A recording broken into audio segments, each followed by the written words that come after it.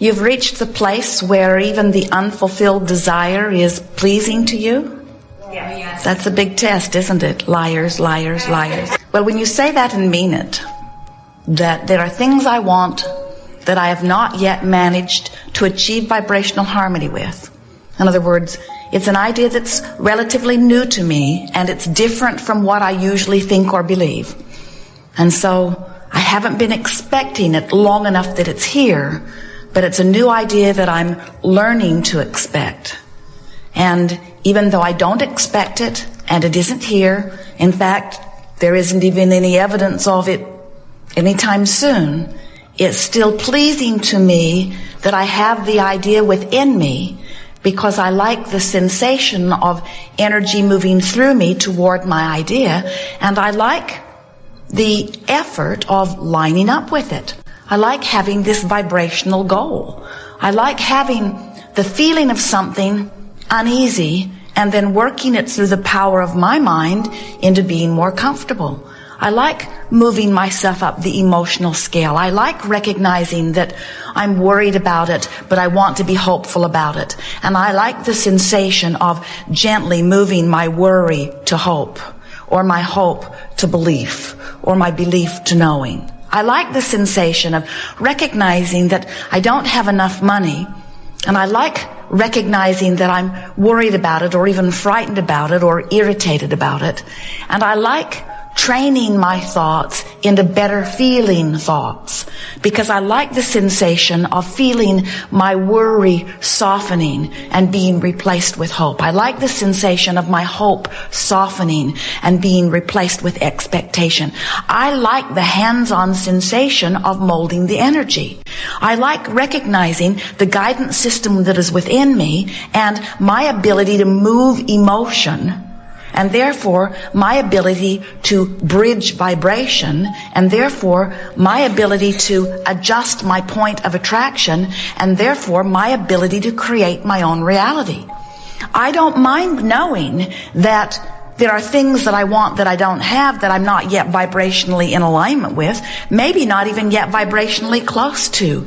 But I like knowing that with a little bit of effort and a willingness to take some emotional journeys from worry to hope, or journeys from fear to expectation, or journeys from despair to anger to frustration to hope to belief to knowing. I like knowing that I can choose better feeling thoughts and therefore adjust my vibration and therefore be the deliberate creator of my own experience. And as I know that more and more, as I practice it every day, we're speaking from your point of view, you know.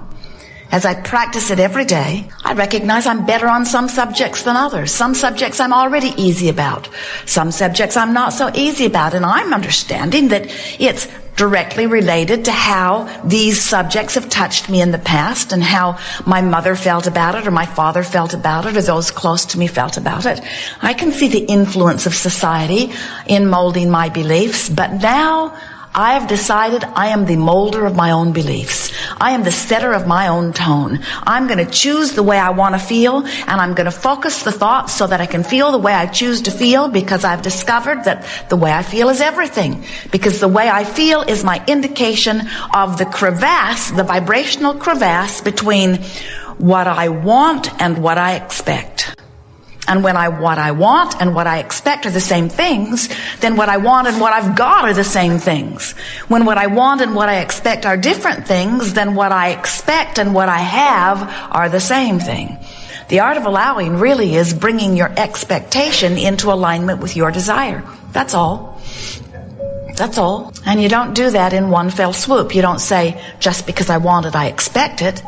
You have to convince yourself. You have to soothe yourself. You have to bring yourself vibrationally along, because words don't matter. Words can mimic what you really feel. So words are amplification often of where your vibration is. But you cannot count on words. You can't say, I want it, therefore it is, without working yourself into believing that what you want is. And that really is what the art of allowing is. It's about allowing yourself to be a vibrational match to who you really are and what you really want. Everything you see manifested is what someone expects. It may not be what they want. but it is what they expect. So you might argue, you might say, I have cancer, or I know somebody who has cancer, and I didn't expect it. And we have to say, yes, you did. You say, well, I sure wouldn't have expected it on purpose. And we say, of course not. But you come to expect things by giving your attention to them and practicing the vibration of them until that's the most familiar vibration. Whatever you give your attention to, you activate the vibration of it in your vibration every time. So when you say yes to something, you activate this wanted thing in your vibration. When you shout no at something, you activate that unwanted thing in your vibration. So yes means yes and no means yes, because this is a universe based on vibration, attraction, not on words. So when you see something that you want and you say yes to it and you activate the vibration within you, now you are vibrationally equivalent to that which you are saying yes to. And if you do that enough, this now active vibration becomes an often active or activated vibration. And if it is often enough activated, it becomes a habitually activated vibration. It becomes a dominant vibration. And that's when it becomes expectation. Every subject has the potential of being two subjects, doesn't it? What is wanted and lack of it. And depending upon which end of that stick you most often look at, that makes whichever end of that stick the dominant vibration within you.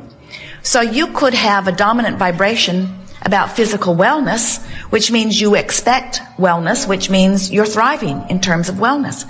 But you could have a dominant vibration about not enough money, and you could be living not enough money, even though you want more money. Which brings us to what we think is the most important thing that we're going to say to you all day here today. You live here in the now. All of your power is in the now. All of your life is in the now. All of your ability to live is in the now. Everything that you feel is in the now. Everything relative to your creative power is in the now. Did we say it's in the now? Which means you may be thinking about the past, and you may be thinking about the present, and you may be thinking about the future, but you're doing it now. And what you are most affecting with these thoughts about past, present, or future is now, which is where life is. In other words, you want an improved future because you think that when you get there, it will feel better now. But what about now? Why plan so hard for tomorrow when tomorrow never comes? Because when tomorrow gets here, it's today. So all of your power is now, and we've noticed that there isn't anything that any of you want. Nothing. A material object, a pile of money, a relationship, an event, a circumstance. There's nothing that you believe you want that is for any other reason than you think when you get there and have the experience of it that you will like it, that it will feel good. So we want you to begin to focus upon how important feeling good is now, not later, now, because later never comes. It's always now. And when you discover that you can massage your thoughts into feeling good now you've got a handle on life. Now you're allowing your pure connection between who you really are and who you are in this physical body. Now you're letting the whole life of you live in you now. When you feel exhilaration, that's what you're doing. You found a way of setting your mind, which sets a vibrational tone, which allows a fuller part of you to experience this moment. That's what passion is. Passion is you letting you in. That's what enthusiasm is, and love and appreciation and joy. Those are moments when somehow, some way, you've managed to let a bigger part of who you are share this moment of focus with you now. So when you discover that you have the ability to feel good now, now you know the secret of life. We hear you sometimes willing to sacrifice or suffer now for a promise of something better later. And we want to say to you, never squander now for any reason whatsoever, because it's not possible to have an unhappy journey to a happy ending. It cannot be. It's illogical. It is vibrationally illogical. It is illogical in terms of law of attraction. It is illogical in terms of the laws of the universe. It never happens that way. Don't get confused. You cannot feel bad about something and have it turn out good. You've got to start feeling good about it before it begins to turn around. So sometimes you say, well, how do I feel good about something that has already turned out bad? And we say, you have to understand, nothing has turned out. And you say, well, it feels pretty turned out to me. The person I loved went away, or the person I loved died. That seems pretty final. How do I turn that one around, Abraham? You say to us. And we say, you never get it done and you can't get it wrong. And when you understand that your constant quest is for that of joy, and that you have access to thoughts that will give you joy now, then you come to understand that there isn't anything that you cannot turn around. But you've got to make your journey quantifiable or understandable before you can tell which end is up, which direction you're going. As Jerry and Esther travel across the desert from Phoenix to San Diego, it's easy to know which direction to go. They want to go west. The sun tells them that. And if it's nighttime, Magellan tells them, or the compass tells them, or the highway signs tell them. It's not hard to tell which way they're going on the highway. So they set a reasonable speed, get pointed in the correct direction, and trust with strong belief, with absolute expectation, that they will arrive at where they're wanting to be. The journey is quantifiable. But if you are on a path from sickness to wellness, that journey is not quite as quantifiable. People say, come this way, try this medicine, try this surgery, think these thoughts, do these things, have this heredity in your background. Oh, you've eaten that all your life? No chance for you to be well now, they will say. Oh, you smoked those cigarettes? Well, it's no wonder you're sick. You've damaged your body irreversibly, they say. And so you have all of these voices. It's no wonder you are lost in the desert, because you're pulled this way and this way and this way. You try this and this. I want to be more slender. Oh, well, then eat this and don't eat this and don't eat this and don't eat this and don't eat this and don't eat this. It is no wonder you are lost in the desert. The journey is not quantifiable. There is a range of feeling, and if you will get a handle on the feeling, not getting hung up on the word so much, but get a handle on the feeling and decide today that in every conscious moment that you can, you're going to do your best to find the best feeling thought that you have access to, which means you're going to try to soothe yourself into a better feeling place.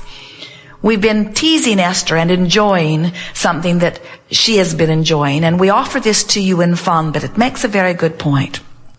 Sometimes when Jerry and Esther are traveling, for example, there is this sense of competition about who's right, who chooses the best path, or who knows how to hook the car up in the most efficient way. Esther likes to wait until they have a nice straight place where she can put the car right behind the motor coach, because the hitch is very tricky. You can't go backwards with it, as it has these flexible arms at first that must lock into place so that when you turn, it holds the car in the right angle.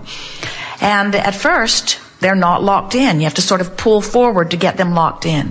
And they've had a few occasions where they've tried to hook it up on a campsite where there was too short of distance to pull forward, where they needed to make their turn before it was locked in, which is a problem. Often they had to unhook the car and look for a better way of going about it. So Esther is always wanting to look for a nice straight place, and Jerry is hoping and wanting to hook it up right where it sits on the camp spot, because it's just more efficient. And so they sort of teasingly argue with one another about it. And Esther realized, as Jerry was hooking it up on the campsite the other day in Boston, and she walked around to the front of the coach and she thought, we have to turn very quickly here. I hope he's right. I hope he's got it lined up right. And then she thought, I hope we have trouble with this. And then she began to laugh, because she realized that she was more interested in being right than she was in things going well. And then she pondered that and realized that that happens with a lot of us, she said, when we feel like we are in competition for virtue, or for knowledge, or for smartness, or for the best grade. In other words, we become so programmed to compare ourselves to others and be right that sometimes we give up what matters more, which is things going well. Your world seems more bent on being right than it does in getting along. It seems more interested in discovering who has the right religion or the right truth than it does in allowing the diversity and just getting along. And so we say it's an epidemic of extreme proportion in your humanity these days, where you have lost sight of what really matters, which is how I feel right now, which is how well connected I am with my source, as you are vying for a competition of appropriate behavior as assigned by some other criteria that keeps moving around on you.